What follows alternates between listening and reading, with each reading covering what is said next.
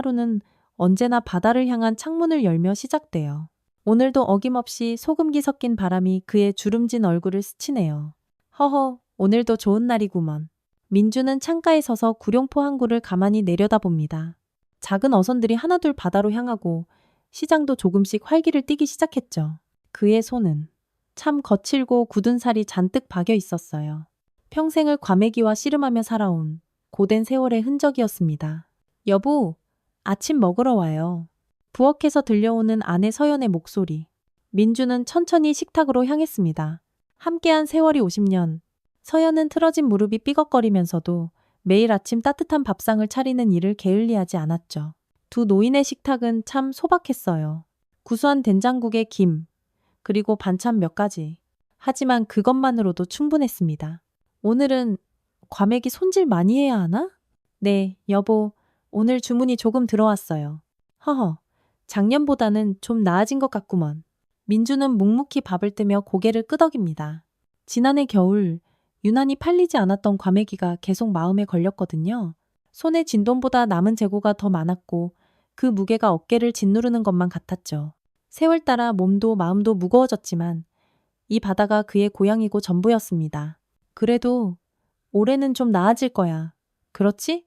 서연에게 묻는 말이라기보다 꼭 자신에게 하는 다짐 같았습니다. 서연은 남편의 마음을 읽은 듯 조용히 웃어 보였어요. 그 미소에 민준의 마음도 조금은 편안해졌습니다. 식사를 마친 민준은 작업실로 향합니다. 작은 창고를 개조한 이곳에서 과메기를 정성껏 말리고 손질하는 일을 하죠. 창고 한쪽 벽에는 낡은 달력이 걸려 있고 날짜마다 작은 표시가 되어 있어요. 민준은 오늘 날짜에 작은 동그라미를 그리고 하루 일과를 시작했습니다. 자, 10마리만 더 팔면 되는데. 혼잣말을 중얼거리며 과메기를 다루는 민준의 손길은 여전히 섬세했습니다. 나이가 들어도 이 일만큼은 정말 누구보다 자신 있었죠. 과메기 특유의 짭조름한 냄새가 작업실을 가득 채웠고 그 냄새는 민준에게 고향의 향기나 다름없었습니다. 정오가 되자 서연이 시장 앞 노점으로 나섭니다. 민준이 정성껏 손질한 과메기를 들고 가는 서연의 뒷모습. 세월의 무게를 온몸으로 견디며 살아온 흔적처럼 조금은 굽어 있었습니다. 민준은 그런 아내의 뒷모습을 바라보며 가슴 한편이 아려옵니다. 아이고, 고생이 많지? 민준도 얼마 후 시장으로 나가 서연의 곁에 자리를 잡고 앉았습니다. 두 노인은 말없이 과메기를 손질하며 손님을 맞이해요. 하지만 오늘도 손님은 뜸한 편이었습니다. 지나가는 사람들은 눈길만 한번 휙 주고는 발걸음을 옮깁니다. 민주는 한숨을 푹 내쉬며 하늘을 올려다봤습니다. 먹구름이 조금씩 모여들고 있었어요. 비가 오려나. 그의 예감은 틀리지 않았습니다. 라디오에서는 태풍 예보가 흘러나왔고 시장 사람들 사이에서도 태풍 소식이 수군수군 번져나갔습니다. 민주는 서둘러 과메기를 정리하고 집으로 돌아갈 채비를 합니다. 집에 있는 방수포와 처마 보강제가 충분할지 덜컥 걱정이 되었죠. 여보, 먼저 들어가. 나는 방수포 좀 더 사서 갈게. 태풍 예보가 나온 어느 여름날, 먹구름이 시커멓게 몰려오고 시장에는 소란이 번졌습니다. 민주는 방수포와 집처마 보강제를 든 채 집으로 향하는 길이었어요. 하늘은 점점 더 어두워지고 바람도 제법 거세졌죠. 해변가 쪽에서는 어선들이 일제히 피항 준비를 하는 모습이 보였습니다. 이러다 큰일 나겠는데 민주는 발걸음을 서둘렀습니다. 서연이 혼자 집에서 걱정하고 있을 텐데 하는 생각에 마음이 급해졌죠. 골목을 돌아 언덕길로 접어들 때였습니다. 끙끙, 낑낑, 무언가 낑낑대는 소리에 민주는 걸음을 뚝 멈췄습니다. 소리는 길 옆에 버려진 컨테이너 상자 근처에서 들려왔어요. 호기심에 가까이 다가간 민준의 눈에 흰 털의 개 한 마리가 들어왔습니다. 백구는 두 마리의 새끼를 품에 꼭 껴안은 채 비를 피하고 있었어요. 특히 한 마리는 다리를 절뚝이며 너무나 아프게 낑낑 울고 있었죠. 어이구, 저런. 민주는 잠시 멈춰서서 그들을 바라봤습니다. 백구는 민준을 똑바로 쳐다봤습니다. 그 눈빛은 공포나 경계가 아니었어요. 무언가 아주 애절한 사연을 담고 있었습니다. 마치 제발 도와주세요 라고 말하는 것만 같았죠. 갈 길 바쁜 민주는 잠시 망설였습니다. 이미 늦었고 서연이가 기다릴 텐데. 하지만 그 눈빛을 차마 외면할 수가 없었습니다. 에이, 참, 며칠 만이야. 결국 민주는 개들 곁으로 다가갔습니다. 백구는 놀랍게도 경계하는 기색 하나 없이 민준을 바라보았습니다. 민준이 조심스레 손을 내밀자 백구는 그의 손등에 코를 킁킁 가져다 댔습니다. 전혀 낯설지 않은 듯한 행동이었죠. 괜찮아. 이리 와봐. 민준은 백구와 새끼들을 조심스럽게 안아들었습니다. 그리 크지 않은 개였지만 새끼까지 안으니 제법 무게가 나갔습니다. 하지만 민준의 팔은 평생 고기잡이와 과메기 작업으로 단련되어 있었기에 충분히 견딜만 했습니다. 떨어지려는 방수포와 보강제를 한 손으로 겨우 붙잡으며 그는 집을 향해 걸음을 옮겼습니다. 여보, 문 좀 열어줘. 집 앞에 도착한 민준은 발로 문을 쿵쿵 두드렸습니다. 서연이 문을 열고는 놀란 표정으로 남편을 바라봤습니다. 아니, 이게 무슨... 서연의 얼굴이 딱딱하게 굳어졌습니다.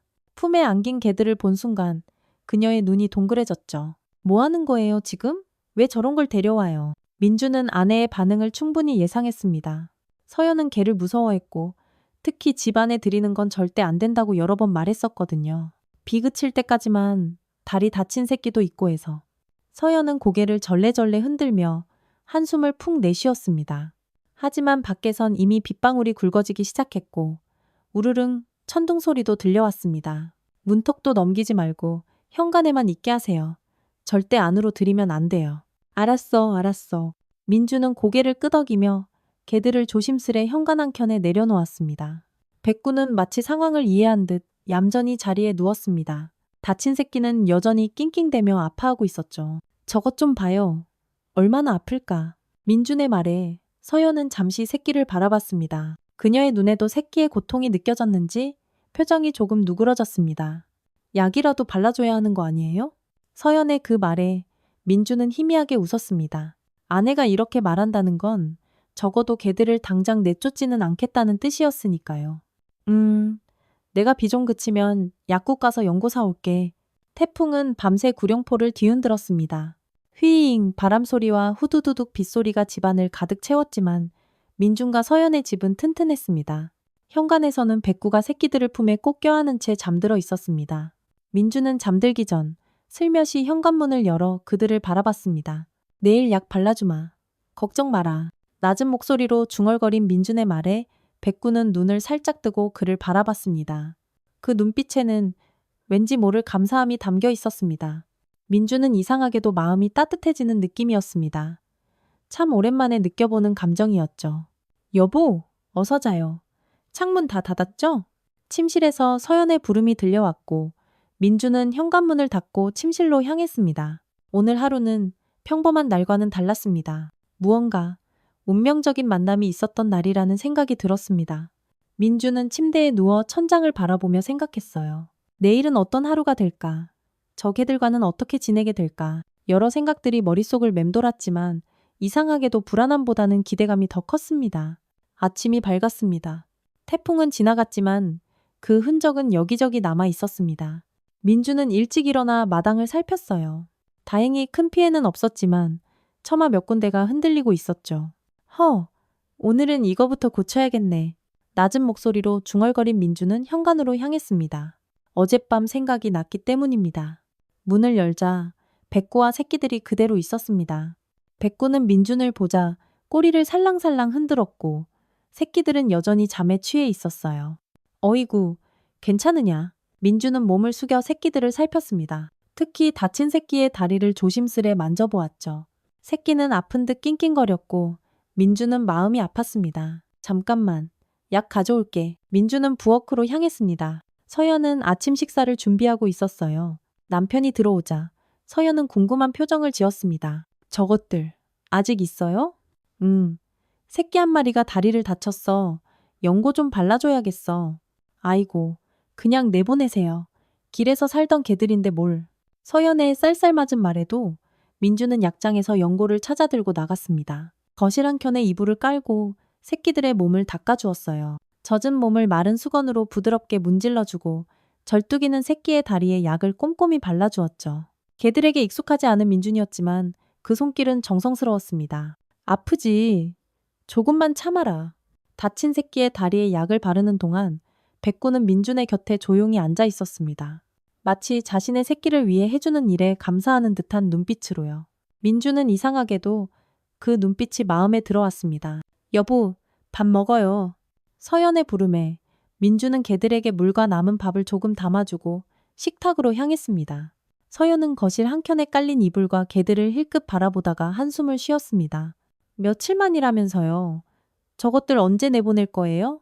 다리가 나으면 딱 일주일만 더 봐주자. 민준의 말에 서연은 더 이상 아무 말도 하지 않았습니다. 50년을 함께 살아온 동안 남편이 한번 마음먹으면 쉽게 바꾸지 않는다는 걸 잘 알았기 때문입니다. 그렇게 며칠이 지났습니다. 민주는 매일 아침 저녁으로 새끼의 다리에 약을 발라주고 깨끗한 물과 먹을 것을 챙겨주었습니다. 여보, 저 녀석들 이름이라도 지어줘야 하지 않을까? 어느 날 저녁, 민준이 서연에게 넌지시 물었습니다. 서연은 처음엔 어이없다는 표정을 지었지만 이내 푸우 웃음을 참지 못했습니다. 정 그렇게 마음에 들면 우리 집에 살게 하시든가요? 정말 그래도 돼? 뭐 어쩌겠어요. 당신이 저렇게 좋아하는데. 민준은 오랜만에 아이처럼 환하게 웃었습니다. 그러는 사이 백구는 민준의 옆에 바싹 붙어 따르게 되었고 새끼들도 집안을 오물조물 돌아다니는 것이 익숙해졌습니다. 처음엔 벌벌 떨던 서연도 백구가 주방 앞에서 꼬리를 살랑이며 기다리는 모습을 보며 슬며시 미소를 지었습니다. 여보, 저 애들이 밥 먹는 시간을 아는 것 같아요. 내가 밥 준비할 때면 어김없이 저렇게 와서 기다리네. 서연의 말에 민주는 흐뭇하게 웃었습니다. 그도 느낀 것이었거든요. 백구는 특히 영리했고 서연의 행동을 유심히 관찰하는 듯 했습니다. 그리고 서연이 혼자 있을 때면 어김없이 그녀의 곁에와 조용히 앉아 있었죠. 저 녀석, 꽤 똑똑한가 봐. 일주일 후 다친 새끼는 어느새 절뚝임 없이 쌩쌩 뛰어다니게 되었습니다. 민준의 정성 덕분이었죠. 이제 약속대로 개들을 내보낼 시간이었지만 민준은 마음 한편이 무거웠습니다. 어느새 그들은 민준과 서연의 일상 속에 깊숙이 자리 잡았기 때문입니다. 여보, 이름이라도 지어주고 보내자. 저녁 식사를 마치고 민준은 조심스레 서연에게 말을 꺼냈습니다. 서연은 잠시 생각하다가 웃음을 지었습니다. 태풍 오는 날 데려왔잖아요. 태풍이라고 하면 어때요? 민준은 웃으며 고개를 끄덕였습니다. 그렇게 백구는 태풍이라는 이름을 얻게 되었고 두 새끼는 바람이와 파도라고 부르기로 했습니다. 그리고 그날 밤 서연은 놀라운 제안을 했습니다.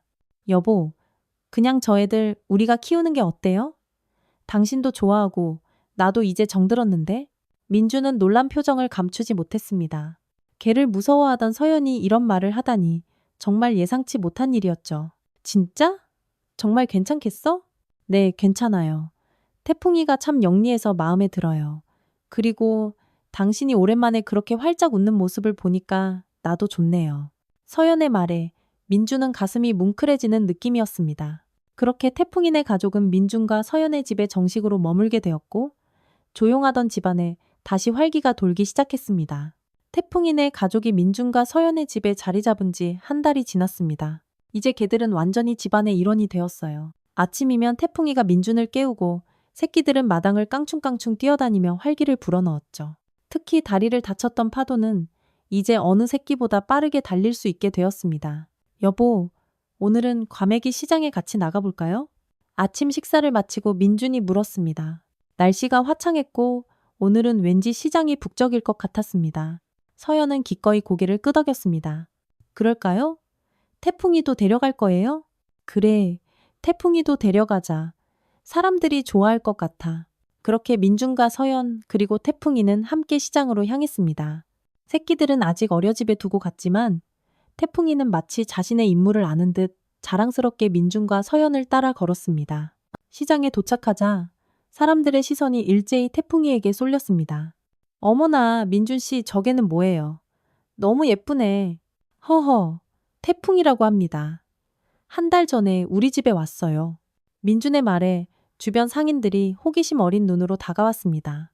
순백색의 털을 가진 태풍이는 분명 눈에 띄는 존재였고 그 영리함은 금방 사람들의 마음을 사로잡았습니다. 태풍이는 민준의 과메기 노점 앞에 얌전히 앉아 지나가는 손님들을 바라보았습니다. 그 모습이 어찌나 귀여운지 사람들은 저절로 발걸음을 멈추고 다가왔습니다. 아이고, 이 녀석 정말 똑똑해 보이네요. 과메기 좀 주세요. 네, 감사합니다. 오늘 아침에 말린 거라 특히 맛있을 겁니다. 희한하게도 그날 민준의 과메기는 평소보다 2배나 많이 팔렸습니다. 태풍이의 덕분인지 사람들은 민준의 노점에 모여들었고 과메기를 사가면서도 태풍이를 쓰다듬거나 사진을 찍었습니다.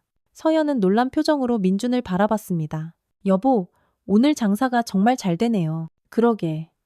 우리 태풍이 덕분인가? 민준은 미소 지으며 태풍이의 머리를 쓰다듬었습니다.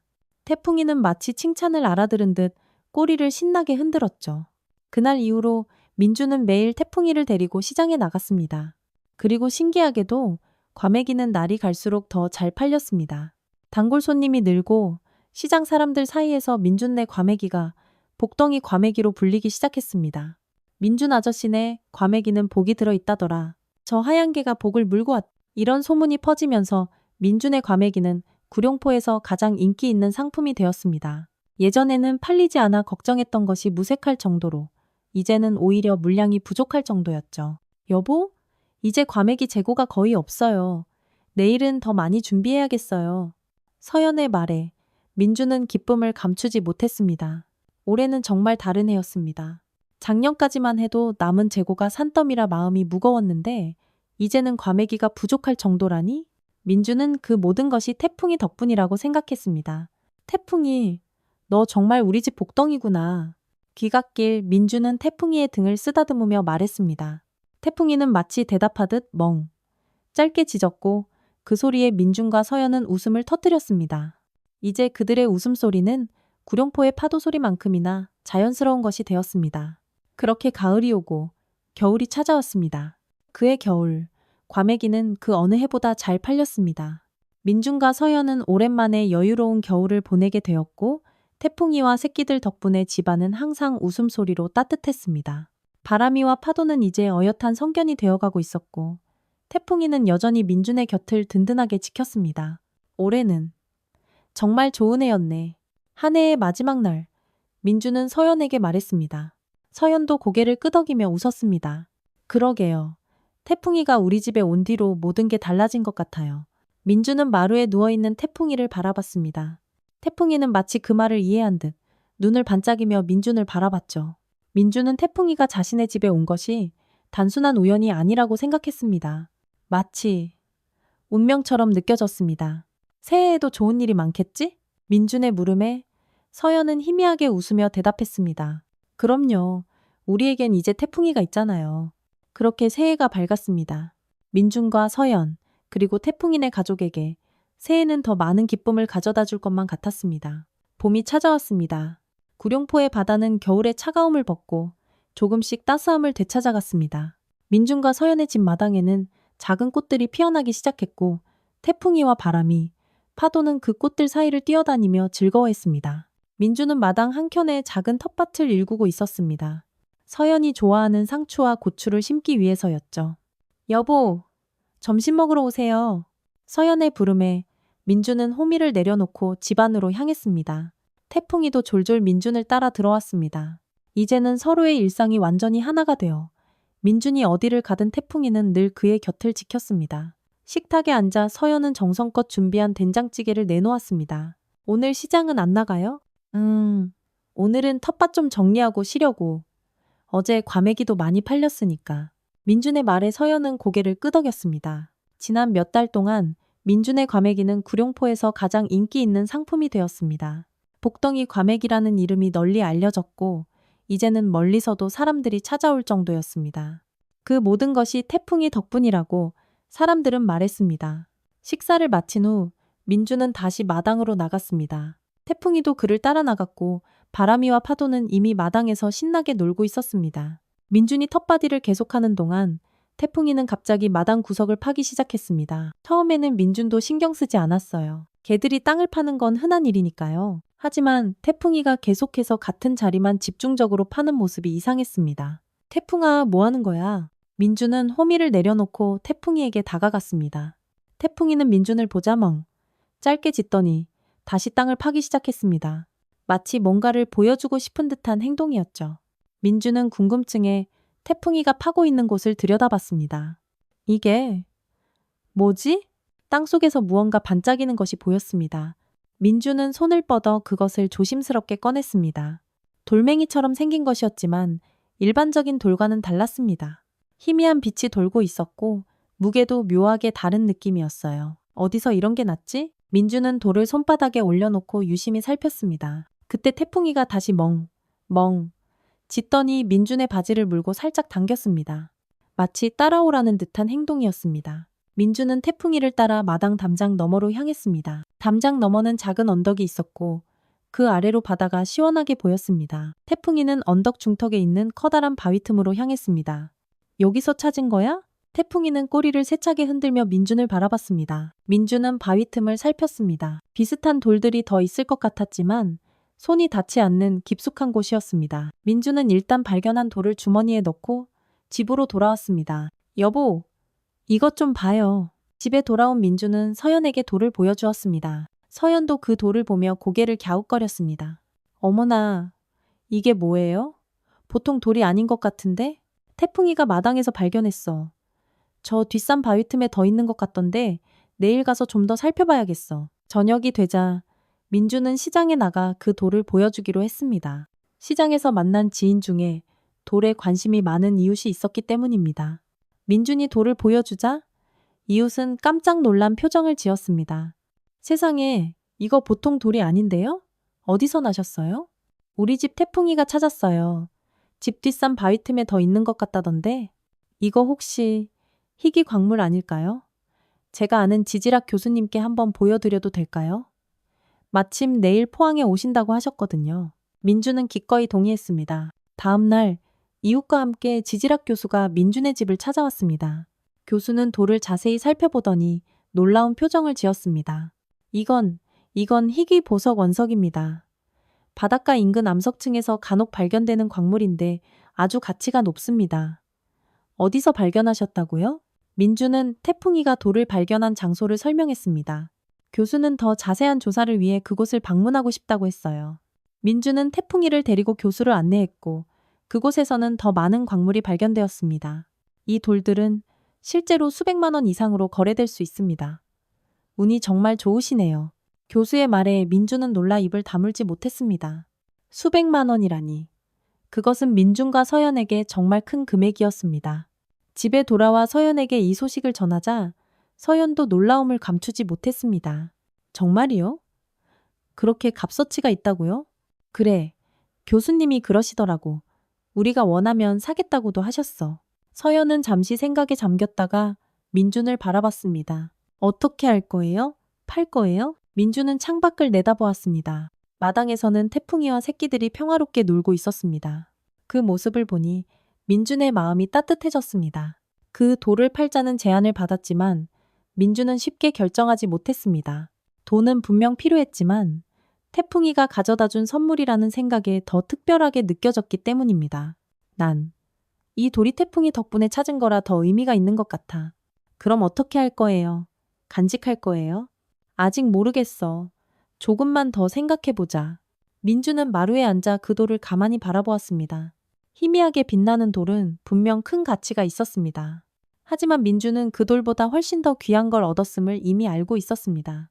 아내와 함께 웃으며 밥을 먹을 수 있게 된 것, 낯선 생명이 가족이 된 것, 매일 웃으며 과메기를 팔게 된 것, 그건 돈으로도 살 수 없는 삶의 기적이었습니다. 여보, 그 돌, 생각해봤어요? 다음 날 아침 서연이 다시 물었습니다. 민주는 밤새 생각했습니다. 그리고 결정을 내렸죠. 이 돌은 절반만 팔고 나머지는 간직하려고 해. 돈도 필요하지만 태풍이가 준 선물이니까 완전히 손에서 놓고 싶진 않아. 서연은 그런 남편의 마음을 이해한다는 듯 따뜻하게 미소 지었습니다. 민주는 지질학 교수에게 연락해 자신의 결정을 알렸고 교수는 흔쾌히 받아들였습니다. 그렇게 민주는 돌의 절반 가치에 해당하는 돈을 받게 되었습니다. 이 돈으로 뭐 할 거예요? 서연이 물었습니다. 민주는 잠시 생각하다가 대답했습니다. 우리 집 수리도 하고 과메기 가게도 조금 넓혔으면 해. 그리고 민주는 잠시 말을 멈추고 창밖을 바라봤습니다. 마당에서는 태풍이와 바람이, 파도가 신나게 놀고 있었습니다. 태풍이네 집도 하나 번듯하게 만들어주고 싶어. 좀 더 편하게 지낼 수 있도록. 서연은 그런 남편의 마음씨에 감동받은 듯 조용히 고개를 끄덕였습니다. 그렇게 민주는 집수리를 시작했고 과메기 가게도 조금 더 넓혔습니다. 그리고 마당 한켠에는 태풍이네 가족을 위한 아늑한 집을 만들어 주었죠. 마을 사람들은 민준의 갑작스러운 변화에 놀라워했지만 민준은 그저 웃으며 우리 복덩이 태풍이 덕분이지요. 라고만 말했습니다. 일주일 후 또다시 태풍이 구룡포에 접근한다는 예보가 있었습니다. 민준은 집처마와 지붕을 새로 손봐둔 터라 걱정이 덜했지만 바다에 나간 어선들과 마을 사람들이 마음에 걸렸습니다. 여보, 이번 태풍은 작년보다 더 셀 것 같아요. 마을 사람들 걱정되네요. 그러게, 내일은 시장도 쉬는 게 좋겠어. 태풍이 몰아치기 전날, 민주는 태풍이를 데리고 항구를 거닐었습니다. 어선들은 대부분 피항에 있었고 사람들은 집을 단단히 보강하고 있었어요. 바닷가에 앉은 민준에게 태풍이는 또 무언가를 낑낑대며 물고 왔습니다. 이번엔 낡은 지갑이었습니다. 이건 또 뭐냐? 민준은 지갑을 받아들었습니다. 바닷물에 흠뻑 젖었지만 아직 형태는 유지하고 있었죠. 지갑을 열어보니 안에는 오래된 군인증과 빛바랜 사진 한 장이 들어 있었습니다. 사진 속에는 젊은 남자와 여자, 그리고 어린아이가 환하게 웃고 있었어요. 사진 뒷면에는 날짜와 함께 사랑하는 내 가족에게라는 문구가 적혀 있었습니다. 이건 누구의 것이지? 민주는 군인증을 자세히 살폈습니다. 이름은 김민호. 생년월일로 봐서는 지금 80이 훌쩍 넘었을 나이였습니다. 민주는 그 이름이 어디서 들어본 것 같다고 생각했습니다. 구룡포에 오래 산 사람들 중에 그런 이름의 어르신이 있었던 것 같았죠. 태풍아, 이건 어디서 찾았어? 태풍이는 다시 바다 쪽을 향해 멍 짖었습니다. 민주는 지갑을 주머니에 넣고 집으로 돌아왔습니다. 집에 돌아온 민주는 서연에게 지갑에 대해 이야기했습니다. 이 지갑의 주인을 찾아줘야 할 것 같아. 아직 살아계시다면 굉장히 소중한 물건일 테니까. 김민호요? 혹시 마을 북쪽에 사시는 그 할아버지 아닌가요? 전쟁 때 가족을 잃으셨다는 서연의 말에 민주는 손가락을 딱 소리나게 쳤습니다. 맞습니다. 구룡포 북쪽 언덕에 혼자 사시는 김민호 할아버지. 젊을 때 군인으로 참전했다가 돌아왔을 때 가족을 모두 잃으셨다는 슬픈 사연을 가진 분이었습니다. 마을 사람들은 그가 홀로 살면서도 매일 바다를 바라보며 누군가를 기다린다고들 했죠. 내일 태풍이 지나가면 바로 찾아뵈어야겠어. 그날 밤 태풍은 구룡포를 강타했습니다. 무서운 바람 소리와 빗소리가 온 밤을 채웠지만 민준의 집은 새로 손본 덕분에 별 피해 없이 지나갔습니다. 태풍이와 새끼들도 새 집에서 안전하게 밤을 보냈죠. 다음날 날이 개자마자 민준은 태풍이를 데리고 김민호 할아버지의 집을 찾아갔습니다. 언덕 위 조그만 집 앞에 도착하자 민준은 조심스레 문을 두드렸습니다. 계세요? 김민호. 어르신. 잠시 후 머리가 하얗게 센 노인이 문을 열었습니다. 세월의 흔적이 깊게 패인 얼굴이었지만 눈빛만은 또렷했습니다. 누구시오? 저 아래 마을에 사는 민준이라고 합니다. 혹시 이게 어르신 것이 아닌지 해서요. 민준은 조심스럽게 지갑을 내밀었습니다. 김민호 할아버지는 그 지갑을 보는 순간 온몸이 그대로 굳어버린 듯 했습니다. 떨리는 손으로 지갑을 받아든 할아버지의 눈에는 금세 눈물이 그렁그렁 고였습니다. 이걸 어디서? 우리 태풍이가 어제 바닷가에서 찾아왔습니다. 김민호 할아버지는 흔들리는 손으로 지갑을 열었습니다. 안에 든 군인증과 빛바랜 사진을 보자 주름진 눈가에서 기어이 눈물이 주르륵 흘러내렸습니다. 60여 년 전. 전쟁이 한창이던 때 군인이었던 그는 가족에게 돌아오지 못했습니다. 그가 돌아왔을 때 마을은 폐허가 되어 있었고 가족은 행방불명이었죠. 이건 내가 군에 입대하던 날 아내와 아들과 함께 찍은 사진이요. 내가 가족을 잃기 전에 마지막 추억이지. 할아버지의 목소리는 심하게 떨렸고 눈물은 멈추지 않았습니다. 민주는 할아버지의 슬픔에 마음이 아팠습니다. 태풍이는 조용히 그들 곁에 앉아 있었습니다. 어르신, 혹시 이 지갑이 어디 있었는지 기억나세요? 내가 전장에서 항상 가슴에 품고 다녔던 거요. 부상을 입고 후송될 때 잃어버렸는데 이게 어떻게? 할아버지는 믿기지 않는다는 듯 지갑을 몇 번이고 바라봤습니다. 수십 년 동안 바닷속에 있었을 텐데 어떻게 지금 발견된 것인지 이해하기 힘들었습니다. 우리 태풍이가 어제 바닷가에서 물고 왔습니다. 마치 어르신을 위한 선물처럼 말이죠. 판석의 말에 할아버지는 태풍이를 가만히 바라봤습니다. 태풍이는 할아버지를 향해 다가가더니 그의 손을 부드럽게 핥았습니다. 그 순간 할아버지의 얼굴에 작은 미소가 번졌습니다. 허허, 참 신기한 일이구먼. 수십 년 동안 잃어버렸던 내 보물을 이렇게 다시 만나다니. 할아버지는 태풍이의 머리를 부드럽게 쓰다듬었습니다. 태풍이는 마치 할아버지의 마음을 이해한 듯 가만히 있었습니다. 어르신, 시간 되시면 저희 집에 한번 놀러 오세요. 차라도 한 잔 대접하고 싶습니다. 그래야겠구먼. 이런 귀한 선물을 가져다 준 개를 키우는 집이 어떤지 궁금하네. 그날 이후 김민호 할아버지는 종종 민준의 집을 찾아왔습니다. 할아버지는 태풍이와 특별한 우정을 쌓아갔고 마을 사람들에게 태풍이가 자신의 소중한 추억을 되찾아준 이야기를 들려주었습니다. 그 이야기는 마을 전체에 퍼졌고 태풍이는 동네 복덩이로 불리며 마을의 마스코트가 되었습니다. 민준 씨, 저 개는 정말 특별한 것 같아요. 복을 막 가져다 주는 것 같다니까요. 그러게요. 태풍이가 우리 집에 온 후로 모든 게 달라졌어요. 시장 사람들의 말에 민주는 웃으며 대답했습니다. 태풍이가 온 후로 정말 많은 것이 달라졌습니다. 과메기 장사는 번창했고 희귀 광물을 발견한 덕분에 집도 수리할 수 있었습니다. 무엇보다 김민호 할아버지와 같은 새로운 인연을 만날 수 있었습니다. 그해 가을, 마을에서는 구룡포 축제가 열렸습니다. 축제의 하이라이트는 태풍이와 복덩이 과메기 이야기를 담은 작은 연극이었습니다. 마을 아이들이 준비한 연극에는 민준과 서연, 그리고 태풍이의 이야기가 고스란히 담겨 있었죠. 민준은 무대 앞자리에 앉아 그 모습을 바라보며 가슴이 뭉클해졌습니다. 여보, 우리 이야기가 연극이 되다니 믿어지지 않네요. 서연의 말에 민준은 고개를 끄덕였습니다. 정말 믿기지 않는 일이었습니다. 불과 1년 전만 해도 그저 평범한 어쩌면 조금은 외로운 노부부였는데 말이죠. 연극이 끝나고 마을 이장은 민준과 서연, 그리고 태풍이를 무대 위로 불렀습니다. 사람들의 뜨거운 박수 속에 그들은 무대에 올랐고 태풍이는 마치 자신이 주인공인 것을 아는 듯 당당하게 걸었습니다. 민준 씨와 서연 씨, 그리고 우리 마을의 복덩이 태풍이. 이들의 아름다운 이야기는 우리 구룡포의 자랑입니다. 앞으로도 많은 사랑 부탁드립니다. 이장의 말에 사람들은 다시 한번 뜨거운 박수를 보냈습니다. 민주는 태풍이를 바라보며 생각했습니다.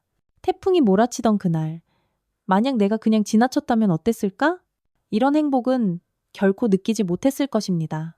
축제가 끝나고 집으로 돌아가는 길, 민준과 서연은 태풍이와 함께 바닷가를 걸었습니다. 살랑이는 가을바람이 부는 저녁 바다는 더없이 평화로웠습니다. 태풍이는 앞서 걸으며 때때로 뒤를 돌아보곤 했죠. 여보, 행복하죠? 서연의 물음에 민준은 가만히 고개를 끄덕였습니다. 그는 정말 행복했습니다. 평생 살아온 이 바다마을에서 사랑하는 아내와 함께, 그리고 뜻밖의 선물처럼 찾아온 태풍이네 가족과 함께라면 언제나 행복할 것 같았습니다. 그래, 정말 행복해. 태풍이가 우리 집에 온 건 정말 기적 같은 일이었어. 민준의 말에 서연은 환하게 미소 지었습니다. 태풍이는 마치 그 말을 이해한 듯 꼬리를 흔들며 두 사람에게 다가왔습니다. 민준은 태풍이의 머리를 쓰다듬으며 생각했습니다. 기적이란 그리 거창한 게 아니구나. 비 오는 날 차마 돌아서지 못한 그 발걸음이었을 뿐이구나. 구룡포의 바다는 겨울을 맞이하며 또 다른 모습을 보여주고 있었습니다. 파도는 제법 높게 일었고 바람은 살갗을 파고들듯 차갑게 불어왔습니다. 하지만 민준과 서연의 집은 그 어느 때보다 따뜻했습니다. 마당에 번듯하게 지어진 태풍이네. 집에는 작은 전등까지 달려 밤에도 은은한 빛을 내뿜었죠. 여보, 오늘은 과메기가 정말 잘 팔렸네요. 저녁 식사 시간. 서연이 기분 좋게 말했습니다. 민주는 고개를 끄덕이며 웃었습니다. 그들의 복덩이 과메기는 이제 구룡포를 넘어 포항 전체에서 유명해졌습니다. 주문이 밀려들기 시작했고 민주는 건실한 청년들을 고용해 일을 돕게 했습니다. 그러게. 이제는 혼자 감당하기 힘들 정도가 됐어. 다행히 영수와 민철이가 도와주니 한결 나아졌지. 다 태풍이 덕분이에요. 우리 집에 복을 한가득 가져다 준 거죠. 서연의 말에 민주는 태풍이를 바라봤습니다. 거실 한켠에 편안하게 누워있던 태풍이는 자신의 이름이 불리자 고개를 쓱 들었고 민주는 그런 태풍이를 향해 따뜻하게 미소 지었습니다. 그래, 다 내 덕분이야. 우리 태풍이. 저녁 식사 후 민주는 마루에 앉아 태풍이의 털을 빗겨주었습니다. 이제는 너무나 익숙한 일상이 된 순간이었습니다. 태풍이는 눈을 스르르 감고 그 순간을 즐기는 듯했고 바람이와 파도도 자기 차례를 기다리며 주변을 맴돌았습니다. 여보, 김민호 할아버지 오늘 병원에 가셨다면서요? 서연이 주방에서 설거지를 하며 물었습니다. 민주는 태풍이의 털을 빗기던 손을 잠시 멈추고 대답했습니다. 정기 검진이라고 하셨어. 이제 연세가 많으시니 건강 조심하셔야지. 김민호 할아버지는 이제 민준과 서연에게 가족 같은 존재가 되었습니다. 일주일에 두세 번은 꼭 그들의 집을 찾아와 함께 이야기를 나누고 태풍이와 시간을 보냈습니다. 할아버지는 태풍이가 자신의 낡은 지갑을 찾아준 것을 항상 고맙게 여겼고 태풍이에게 남다른 애정을 보였습니다. 내일은 할아버지 모시고 바닷가에 가기로 했어. 할아버지가 젊었을 때 자주 가셨던 곳이 있다고 하시더라고. 어머, 좋을 것 같네요. 저도 같이 갈까요? 그럼 더 좋지. 점심도 같이 먹고 오자. 민준과 서연의 대화를 듣고 있던 태풍이는 마치 내일의 계획을 다 이해한 듯 꼬리를 살랑살랑 흔들었습니다. 그런 태풍이를 보며 민준은 다시 한번 생각했습니다. 태풍이는 단순한 개가 아니었습니다. 그는 민준과 서연의 삶에 찾아온 작고도 위대한 기적이었습니다. 다음 날 민준과 서연은 김민호 할아버지를 모시고 바닷가로 향했습니다. 물론 태풍이도 함께였죠. 할아버지가 안내한 곳은 구룡포 끝자락에 있는 아는 사람만 아는 작은 바위 해변이었습니다. 그곳에서 할아버지는 옛 이야기를 나직이 들려주었습니다. 내가 18살 때 아내를 처음 만난 곳이 바로 여기였어. 그때만 해도 이 해변은 모래가 참 고왔지. 우리는 여기서 조개도 잡고 이야기도 나누었지. 할아버지의 눈에는 아련한 옛 추억이 어려 있었습니다. 민준과 서연은 조용히 그 이야기를 들었고 태풍이는 할아버지 곁에 가만히 앉아 있었습니다. 이렇게 오랜만에 이곳에 와보니 모든 게 변했어. 하지만 저 바다만큼은 그대로구먼. 할아버지의 말에 민준은 고개를 끄덕였습니다. 바다는 변함없이 그곳에 있었습니다. 세월이 흐르고 사람들이 변해도 바다는 항상 그 자리를 지키고 있었죠. 점심시간이 되자 서연은 준비해온 도시락을 펼쳤습니다. 김밥과 유부초밥, 그리고 할아버지가 좋아하는 떡갈비까지. 바닷가에서 먹는 점심은 그 어느 때보다 꿀맛이었습니다. 서연 씨, 이 음식 정말 맛있네.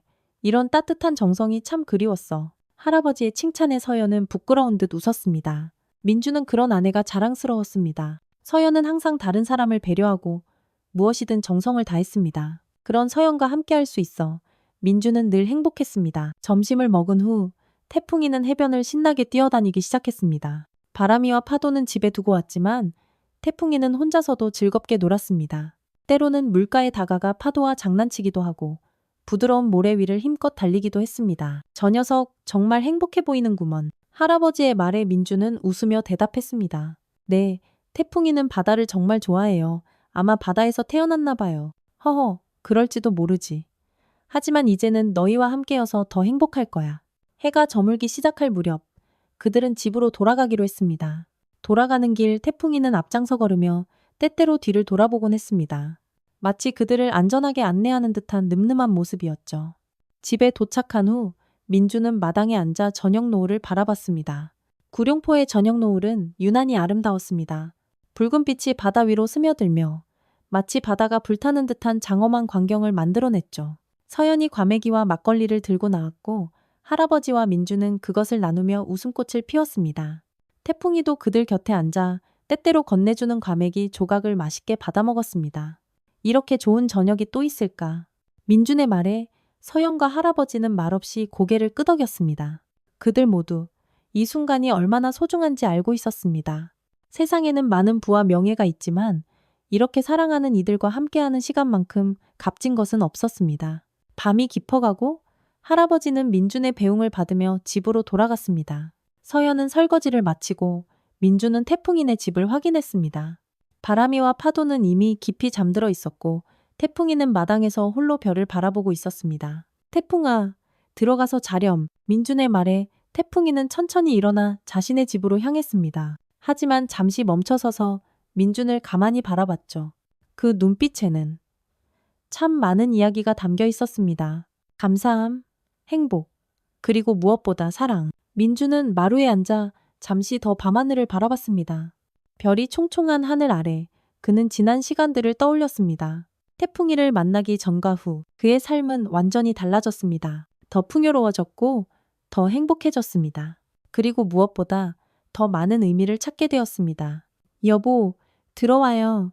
바람 차요. 서연의 부름에 민주는 천천히 일어났습니다. 마당을 한 번 더 둘러보고 집 안으로 들어갔습니다. 따뜻한 불빛이 그를 반겼고 서연의 미소가 그를 기다리고 있었습니다. 기적이란 건 그리 거창한 게 아니에요. 비 오는 날 차마 돌아서지 않은 그 작은 발걸음이었을 뿐이죠. 우리 모두에게는 그런 순간이 있습니다. 선택의 순간, 망설임의 순간, 그때 내딛는 작은 한 걸음이 때로는 삶 전체를 바꾸기도 합니다. 태풍이는 내게 찾아온 기적이었습니다. 하지만 사실 그 기적을 만든 것은 바로 나 자신이었을지도 모릅니다. 그날 비를 맞으며 떨고 있던 그들에게 손을 내밀었던 나의 작은 용기가 내 삶의 가장 큰 축복이 되었으니까요.